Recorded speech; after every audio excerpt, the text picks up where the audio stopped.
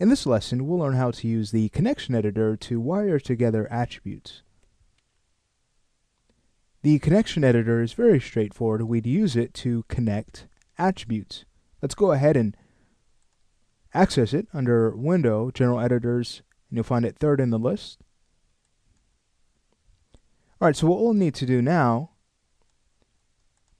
is find the attributes to tie together. In our lesson, what we'll do is tie the engine thrust custom parameter we made to the rotate x-axis of our engine thrust blades, so we can start to have them fan out.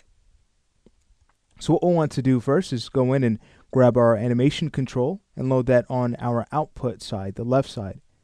We could also call this our driver side.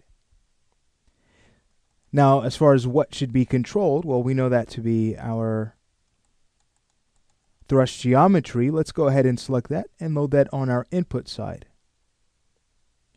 Now, looking at this at first glance might seem kind of tricky to work with, but it's really straightforward. You'd simply select what you'd like to be the controller on your left side first, and then you can go ahead and choose what you'd like to be driven by that controller on the right side.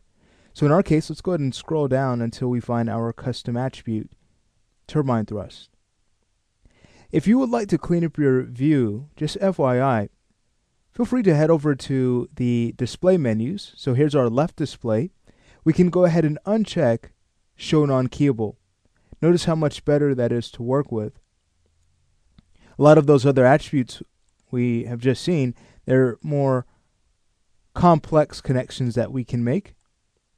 In our case, to avoid the hassle, let's go ahead and uncheck again that option. We could do the same thing on the right side.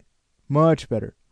So now it's a lot easier to connect our turbine thrust parameter to control the rotation x-axis of our thrust geometry. So in no time at all, let's go ahead and take a look at this. I'll minimize the connection editor. We have one side rigged. So if we were to go to our turbine thrust and start to adjust it, you can see, all right, we're getting those blades fanning out the way we wanted them to. Beautiful. So let's go ahead and take care of the next side. We should know how to do that by now. It's just a matter of grabbing the geometry, loading that on to the right side, and now expanding our rotate list, we'll go ahead and grab the rotate x-axis. You can see that the left side is already taken care of, no need to reselect it. Alright, so let's say we go ahead and test this out.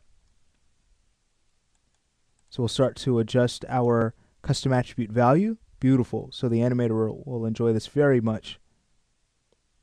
So there we have it. In this lesson, we've learned how to work with the connection editor to wire attributes together.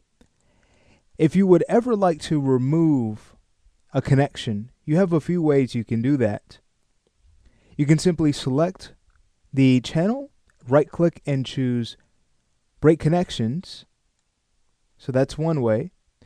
Or another way, if I were to go ahead and undo that, is to head back over to your connection editor, load in the objects the same way you normally would.